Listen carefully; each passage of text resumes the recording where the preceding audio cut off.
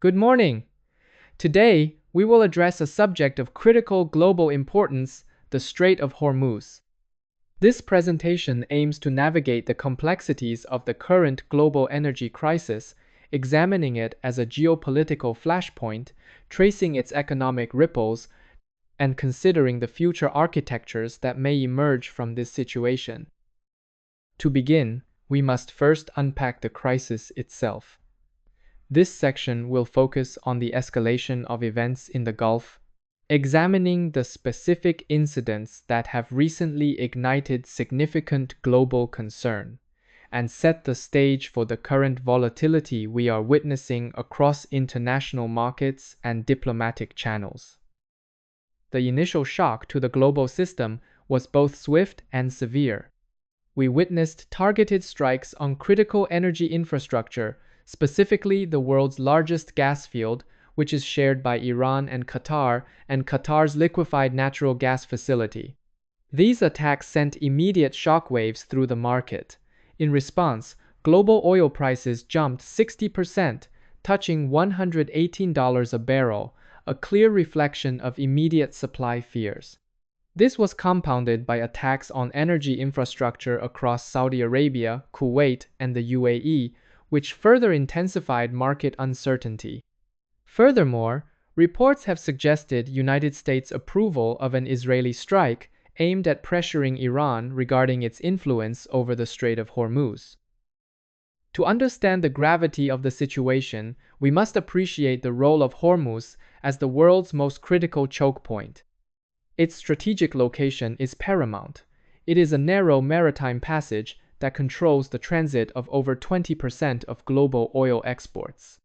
It serves as the gateway for the immense energy wealth of surrounding producers, including Iran, Iraq, Saudi Arabia, Kuwait, Qatar, and Abu Dhabi.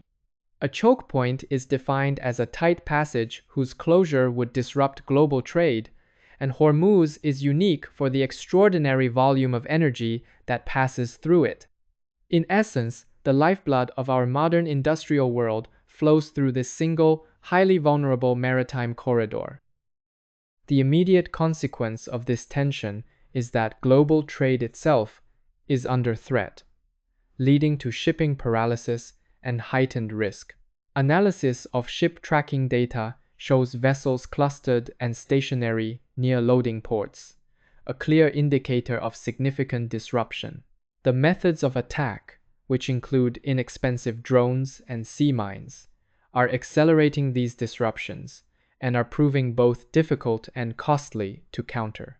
Consequently, war risk insurance premiums for the region can jump from a fraction of a percent to as high as 5% of the cargo's value, adding millions of dollars to the cost of a single voyage. This is not just a shipping issue, it creates a powerful economic ripple effect, translating directly to higher prices at the pump, increased heating bills, and severe pressure on national balance sheets worldwide.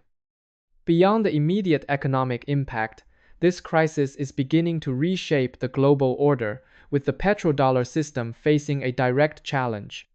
China, as a major purchaser of Middle Eastern oil, is reportedly using its leverage to receive safe passage for its flagged vessels. This has emboldened Iran to consider trading its oil in Chinese yuan, which represents a direct challenge to the long-standing dominance of the US petrodollar system. The post-World War II American order rests on two key pillars: the free flow of petroleum and the dollar's role as the world's reserve currency.